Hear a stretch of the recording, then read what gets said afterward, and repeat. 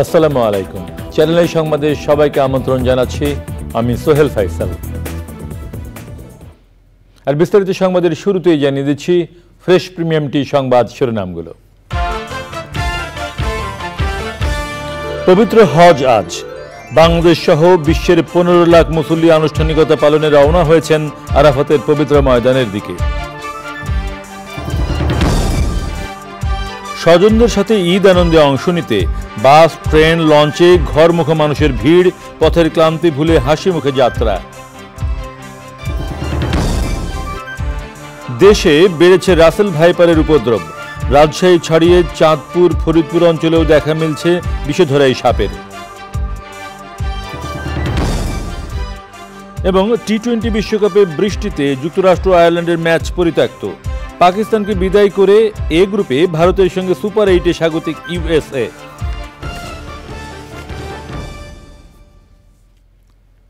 প্রিয় দর্শক, সংবাদ শিরোনামগুলো জানাচ্ছিলাম। এখনকার এই সংবাদ আয়োজন একই সঙ্গে চ্যানেলের ইউটিউব চ্যানেলে এবং চ্যানেলের ওটিটি প্ল্যাটফর্ম আইস্ক্রিনে লাইভ স্ট্রিম হচ্ছে।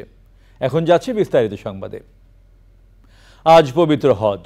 বাংলাদেশ সহ সারা বিশ্বের 15 লাখ মুসল্লি হজের মূল আনুষ্ঠানিকতা পালনের জন্য ভোরে ফজরের নামাজ পড়ে রওনা হয়েছেন পবিত্র আরাফাত ময়দানের দিকে। সেখানে সারাদিন খুতবা শুনে আসরের নামাজের আগে মুসলিম উম্মার শান্তি ও কল্যাণ কামনা করে মোনাজাত করবেন হাজিরা। চকর মালিথার রিপোর্ট। সারা দুনিয়ার মুসলমানদের জন্য দিক নির্দেশনামূলক খুতবা দিবেন পবিত্র মসজিদুল হারামের ইমাম ও খতিব শায়েখ ডক্টর মাহের আল মুকাইকিলি। খুতবা শেষে মুসলিম উম্মার শান্তি ও সমৃদ্ধি কামনা করে করা হবে মোনাজাত। পবিত্র হজ উপলক্ষে মক্কা, মদিনা, মিনা, আরাফাত ময়দান, মুজদালিফা ও এর আশেপাশের এলাকায় বাড়তি নিরাপত্তা নিয়েছে সৌদি সরকার। আজ 9 জিলহজ, পবিত্র আরাফাত দিবস। নানা বর্ণের মানুষের স্রোত মিনা থেকে আরাফাতের দিকে। আরাফাত ময়দানে অবস্থানকালীন সময়ে ও আসরের নামাজ কসরের সাথে আদায় করবেন হাজিরা। মিনা থেকে এমওএ আলাউদ্দিনের রিপোর্ট। মিনা ময়দানে ফজরের নামাজের পর হজের মূল পর্ব আরাফাতের উদ্দেশ্যে হাজিরা রওনা দিয়েছেন। আরাফা ময়দানে অবস্থান মানেই হজ। পবিত্র আরাফার ময়দানের উদ্দেশ্যে রওনা হব। আমরা প্রিয় মাতৃভূমি বাংলাদেশের জন্য দোয়া করছি। বাংলাদেশের সকল মুসলমানদের কাছে আমরা দোয়া করছি, আমরা যেন সুস্থভাবে সকল কিছু সম্পন্ন করে প্রিয় মাতৃভূমিকে ফিরে আসতে পারি। আরাফাতের ময়দানের দিকে রওনা দিচ্ছি এবং আরাফাতের ময়দানে 9 জিলহজ অবস্থানে হচ্ছে মূলত হজ। আরাফাতের ময়দানে আল্লাহ রাব্বুল আলামিনের কাছে সবাই মিলে আমরা কান্নাকাটি ইবাদতবন্দি করব এবং মুসলিম উম্মার জন্য দোয়া চাবো। সৌদি আবহাওয়া অধিদপ্তরের তথ্য অনুযায়ী আজ 48 থেকে 50 ডিগ্রি সেলসিয়াস তাপমাত্রা থাকতে পারে আরাফাত ময়দানে।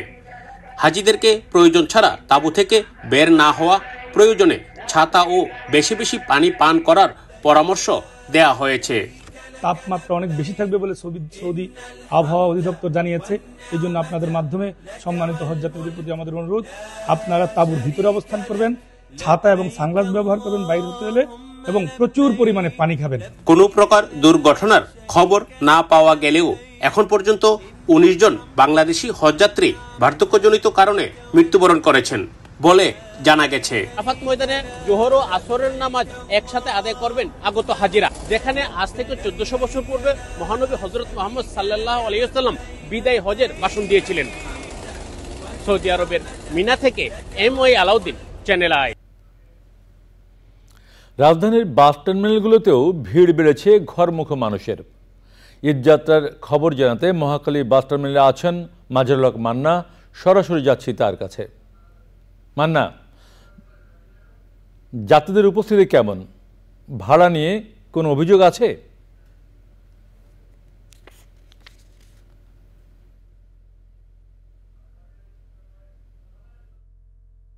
হ্যাঁ ভাই, এই মুহূর্তে আমি কমলাপুর স্টেশনে আছি। সকাল থেকে আমরা কমলাপুর স্টেশনে আছি এবং কমলাপুর স্টেশন থেকে যে ট্রেনগুলো সকালে যাওয়ার কথা ছিল সেগুলো সবগুলো ট্রেন কমলাপুর স্টেশন থেকে সঠিক সময়ে ছেড়ে গিয়েছে। অর্থাৎ সকাল থেকে সোনার বাংলা এক্সপ্রেস, পারাবাত এক্সপ্রেস সহ যেসব ট্রেনগুলো আছে সবগুলো সঠিক সময়ে ছেড়ে গিয়েছে, যে কারণে ট্রেন আসলে স্বাভাবিক সময়ের মতো ট্রেনে ভিড় আছে। আমার সাথে শাহ আলম শিশির আছেন, বিভাগীয় বাণিজ্যিক কর্মকর্তা, তার কাছে জানতে চাইবো যে আজকের কি অবস্থা ট্রেনের শিডিউলের ক্ষেত্রে। আপনারা জানেন যে আমাদের আজকের ঈদের চতুর্থ দিন এবং ঈদ যাত্রা যেটা দেখছেন যে আজকে এই সকাল থেকে শুরু করে ধূমকেতু ট্রেন আমাদের সকালে শুরু হয়, সেটা থেকে শুরু করে এ পর্যন্ত যতগুলো ট্রেন গিয়েছে সবগুলো ট্রেনেই সঠিক সময় ছেড়ে গিয়েছে, কোনো ট্রেনেও 1 মিনিট বিলম্ব ছিল না এবং যাত্রীরা স্বাচ্ছন্দ্য ফিল করছে এবং আপনারা দেখছেন যে স্বাভাবিক সময়ের মতোই আজকে ট্রেনে যে ভিড় সেটা থাকছে এবং যাত্রীরা সহজেই তার কাঙ্ক্ষিত আসনে বসতে পারছে। আচ্ছা, গতকাল আমরা দ্রুতযান এক্সপ্রেস 1 ঘন্টা 20 মিনিট দেরিতে ছেড়েছে, রাজশাহী কমিউটার এবং 3টে ট্রেনের ক্ষেত্রে আমরা একটু টাইম নিয়ে হেরফের দেখছি, অর্থাৎ 1 ঘন্টা 1 ঘন্টার মতো দেরি দেখছে। বাইকগুলো সব ঠিক আছে, এগুলো কি ঠিক করার যাচ্ছে না? দেখুন 1 ঘন্টা লেট আসলে ঈদের সময় এত পরিমাণে যাত্রী থাকে যেটা যাত্রীর ওঠা নামার স্বার্থেই কিন্তু অনেক সময় একটা স্টেশনে যদি 2 মিনিট 5 মিনিট করে হয় সেই ক্ষেত্রেও 1 ঘন্টা লেট হয়। এই 2টা ট্রেনেই আপনারা জানেন যে এটা অনেক দূরের ট্রেন, অনেক দূরে এই ট্রেনের ধরেন 20 থেকে 15টা স্টপেজ থাকলে সেইখানে যদি আপনি দেখেন যে 3 মিনিট করেও যদি যাত্রা বিরতি থাকে সেই ক্ষেত্রে যদি আরও 1 মিনিট আমি এক্সট্রা দিই সেক্ষেত্রেও কিন্তু 1 ঘন্টা স্বাভাবিক। এই 3টা ট্রেনের যে যাত্রা দেরি হয়েছে এটা স্বাভাবিক বলছেন, বাকি ট্রেনগুলো সঠিক সময়ে ছাড়ছে এবং আগামীকালও সঠিক সময়ে সবগুলো ট্রেন ছাড়বে বলে তারা আশ্বস্ত করেছেন যাত্রীদের। শাকিল, আপনাকে ধন্যবাদ। রাজধানীর বাস টার্মিনালগুলোতেও ভিড় বেড়েছে ঘরমুখো মানুষের।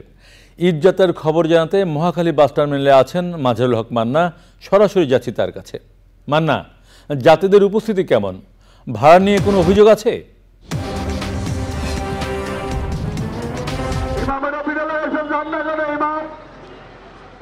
আমরা সকালবেলা বলেছিলাম যে যাত্রীটা অনেক কম ছিল এবং রাস্তায় বেশি জ্যাম ছিল না। আপনি দেখতে পাচ্ছেন যত বেলা বেড়েছে 1 ঘন্টার চিত্রটা কিন্তু একটু পরিবর্তন হয়ে গেছে। অনেক মানুষজন এসেছেন এবং এই যাত্রী আসার সংখ্যা কিন্তু বাড়তে থাকবে যত বেলা গড়াবে। আর যেটুকু আমরা কথা বলে দেখেছি যে খুব বেশি বাড়তি ভাড়া নেওয়ার যে অভিযোগের কোনো অন্য সময় ছিল সেরকমটা নাই। এখানে আমরা দেখতে পেয়েছি বিভিন্ন গন্তব্যে যে যারা বাসগুলো যাচ্ছে সেখানে 80 থেকে 100 টাকা বা তার কাছাকাছি ভাড়া বেশি নেওয়া হচ্ছে। তারা বলছেন যে এই বাসগুলো যে বিভিন্ন গন্তব্যে ময়মনসিংহ বা নেত্রকোনা বা আশেপাশে যে যাচ্ছে বা হালুয়াঘাট, এখান থেকে কিন্তু ম্যাক্সিমাম গাড়িগুলো কিন্তু খালি ফিরবে, কেননা তারা এই আবার যাত্রী নিয়ে আবার তাদের গন্তব্যে যাবে। এই কারণে তারা আর যে এখান থেকে একটু বেশি টাকা তারা নিচ্ছেন। যাত্রী যারা আছেন তারাও যে খুব বেশি অসন্তুষ্ট তা না। আমরা কয়েকজনের সঙ্গে কথা বলেছি, তারা বলছেন যে এতটুকু যদি বেশি দেয় তাহলে কোনো তাদের অভিযোগ নেই, এর চেয়ে বেশি হলে হয়তো তাদের অভিযোগ আছে। এরকমভাবে চলছে আপনার যাত্রী। আর একটা বিষয় হলো যে মহাখালী যে যাত্রী যে বাস টার্মিনালটা, এখানে কিন্তু ম্যাক্সিমাম যাত্রী কিন্তু পথে পথে থাকে। তো ঠিক অনেক যাত্রীর চিত্র যে পাওয়া যাবে সেটাও না, যেখানে সব যাত্রী থাকে না। বিভিন্ন জায়গায় যে আমরা দেখেছি রাস্তার পাশে বিভিন্ন জায়গায় আমরা বাস স্ট্যান্ডে এখানে দেখেছি, মহাখালী দেখেছি যে বাস স্ট্যান্ড আছে, আরও জায়গায় যাত্রী দাঁড়িয়ে আছে, তারা পথে পথে যাত্রী উঠে আসলে। এই হলো অবস্থা। এখানে যারা আছেন তারা বলছেন তারা নির্বিঘ্নে উঠছেন। এবং তবে একটা বিষয় বলি, সকালবেলা যে জ্যামের খবরটা ছিল না, যে বলেছিল রাস্তাগুলো ক্লিয়ার ছিল ওনারা বলছে, কিন্তু এখন যারা গাড়িগুলো আসছে তারা বলছেন যে জ্যাম বেড়েছে এবং বিভিন্ন গন্তব্যে যেতে তাদের কিন্তু সময় লাগছে। এই কথাটা বলছেন যারা চালক, তারা এই তথ্যটা দিয়েছেন আমাদেরকে। সোহেল। হ্যাঁ মান্না, আপনাকে অনেক ধন্যবাদ। যাচ্ছি পরের সংবাদে। দেশে বিষধর রাসেল ভাইপার সাপের উপদ্রব বেড়েছে। রাজশাহী ও খুলনা অঞ্চলে থাকা এই বিষধরের সাপ চাঁদপুর ও ফরিদপুর অঞ্চলেও এখন বিস্তৃত হয়েছে। গত 1 দশকে রাসেল ভাইপারের কামড়ে 235 জন আক্রান্ত হয়, মৃত্যু হয় 59 জনের। কেবল গত বছরে আক্রান্ত হয় রেকর্ড 50 জন। সম্প্রতি ঢাকা দোহারে বিষধর এই সাপের উপস্থিতির খবরে স্থানীয়দের মধ্যে আতঙ্ক দেখা দিয়েছে। বিষয়টি খতিয়ে দেখতে ওই অঞ্চলে পর্যবেক্ষণ টিম পাঠাচ্ছে সরকার। জান্নাতুল বাকিয়া, কেকার রিপোর্ট। রাসেল ভাইপার বা চন্দ্রবোরা নামে পরিচিত এই সাপটি এতটাই বিষধর যে একবার কামড়ালে দ্রুতই মৃত্যুর কোলে ঢলে পড়ে মানুষ। তাই অসংক্রামক রোগের তালিকায় ক্যান্সার, ডায়াবেটিসের মতো যে 18টি রোগ রয়েছে তার মধ্যে সাপের কামড়ও অন্তর্ভুক্ত। স্বাস্থ্য অধিদপ্তরের অসংক্রামক রোগ নিয়ন্ত্রণ বিভাগের তথ্য মতে ১৯২৯ সালে এদেশে রাসেল ভাইপারের মতো বিষধর সাপ ছিল, মূলত খুলনা এবং রাজশাহী বরেন্দ্র অঞ্চল কেন্দ্রিক। বাংলাদেশে আসলে রাসেল ভাইপারের অস্তিত্ব অনেক আগে ছিল। ১৯২৯ সালের একটা রিপোর্ট আছে গ্লোবালি, অনেকগুলো কেস রিপোর্ট। সেই কেস রিপোর্টের ১,০০০ কেস রিপোর্টের মধ্যে ২২টা কেস রিপোর্ট ছিল তখন বাংলাদেশ থেকে রিপোর্ট দেওয়া, সেগুলো সবগুলো কিন্তু রাসেল ভাইপারের। এবং তখন বলা হয়েছিল যে খুলনা এবং একই সঙ্গে আমি বলবো যে রাজশাহীর কতগুলো জায়গাকে বলা হয়েছিল যে প্রাথমিকভাবে এখানে রাসেল ভাইপার হয়। মাঝখানে এগুলোর বিষয়ে কোনো রিপোর্ট আমরা পাচ্ছিলাম না, তো এই জন্য অনেকে চিন্তা করছিল যে এটা আমাদের অস্তিত্ব ছিল কি ছিল না, কিন্তু হয়তো রিপোর্ট না থাকার কারণে আমরা বলতে পারছিলাম না। ২০১৩ সালে চাঁপাইনবাবগঞ্জের বরেন্দ্র অঞ্চল নাচলে এই সাপের কামড়ে মৃত্যুর প্রকোপ বাড়ে। তখন রাজশাহী মেডিকেল কলেজ হাসপাতালে সাপের কামড়ে চিকিৎসা নেওয়া রোগীদের তদারকি বাড়ানো হয়। উপজেলা স্বাস্থ্য কমপ্লেক্সের থেকে আমাদের কমিটমেন্ট আছে যে তাদের জন্য আমাদের অ্যান্টিভেনম থাকবে, যারা ডিমান্ড দিলে তারা অ্যান্টিভেনম পাবেন। এমনকি সিভিল সার্জন অফিসে আমাদের 5টা ডোজ দেওয়া আছে, যদি ওই সময় ওখানে নাও থাকে তারা তাদের করসপন্ডিং সিভিল সার্জন অফিসে ফোন করলে দিলে ওনারা পাঠিয়ে দিতে পারবেন, যাতে কোনো গ্যাপ আমাদের মধ্যে সৃষ্টি না হয়। তো এটা আমাদের প্রতি কয়েক মাস পরপরই আমরা আমাদের উপজেলা স্বাস্থ্য কমপ্লেক্সে একটা নোটিশ দিই যে আপনাদের কিছু ডিমান্ড আছে কিনা, ডিমান্ড থাকলে আমাদের কাছে দেন, আমরা দিয়ে দেব। গত এক দশকে এই সাপের কামড়ে আক্রান্ত হয়েছে চাঁপাইনবাবগঞ্জে ১২৫, রাজশাহীতে ৬৩, পাবনায় ১৪, কুষ্টিয়াতে ১৩, নওগাঁয় ১০, নাটোরে ৯ এবং চুয়াডাঙ্গাতে ১ জন। বিশেষজ্ঞরা বলছেন বিষধর এই সাপটি কামড়ালে যত দ্রুত সম্ভব হাসপাতালে নিতে হবে। প্রচলিত ওঝার কাছে নিলে বাড়বে মৃত্যু ঝুঁকি। জান্নাতুল বাকিয়া কেকা, চ্যানেল আই, ঢাকা। এবারে new York T20 world cup cricket update.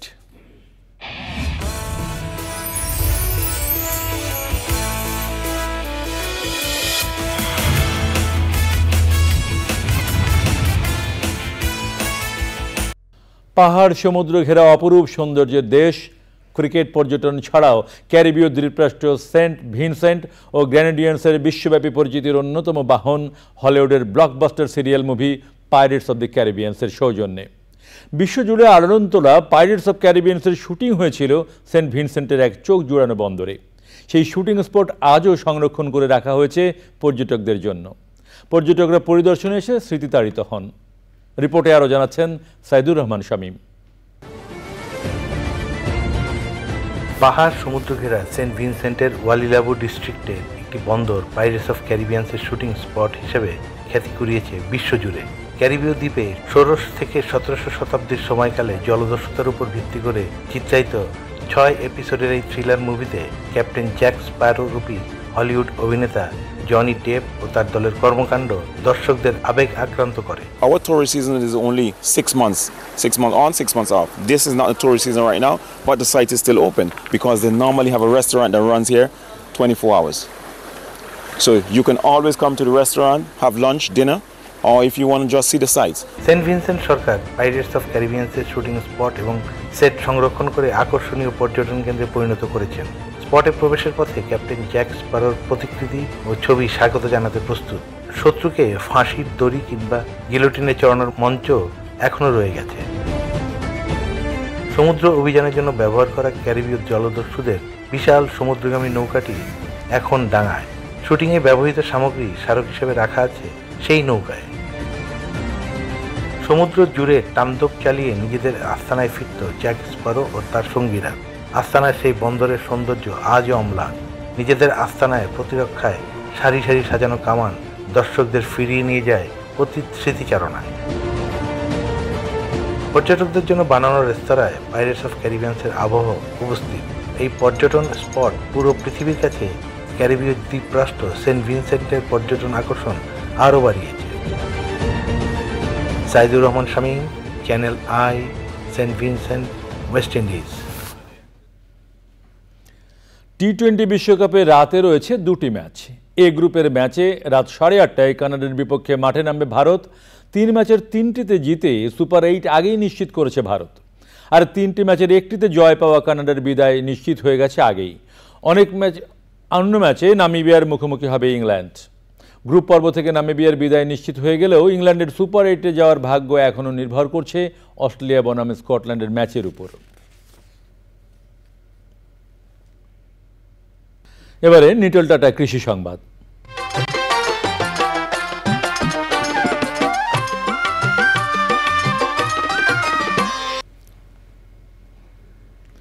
নওগাঁয় প্রতি বছরই আম বাগানের পরিধি বাড়ছে। এবছর কয়েক হাজার কোটি টাকার আম বিক্রির সম্ভাবনা নিয়ে বাজারজাত করছেন বাগান মালিকরা। চলতি মৌসুমে 30,300 হেক্টর জমিতে করা আম বাগানে 4,31,500 মেট্রিক টন আম উৎপাদনের আশা করছে কৃষি বিভাগ।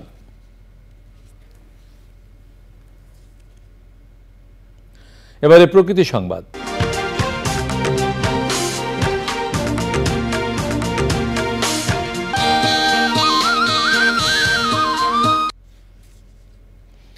বগুড়ার শেরপুরে করতোয়া নদীর তীব্র ভাঙনে দীর্ঘ হচ্ছে সব হারাদের তালিকা। পানি বৃদ্ধি পাওয়ায় 7টি পয়েন্টে ভাঙন দেখা দিয়েছে। এরই মধ্যে বিলীন হয়েছে ফসলি জমি, বসতবাড়ি, রাস্তাঘাট ও গাছপালা। শেষ সম্বল রক্ষায় বাঁধ নির্মাণে সরকারের সহযোগিতা চেয়েছেন ভাঙন কবলিতরা।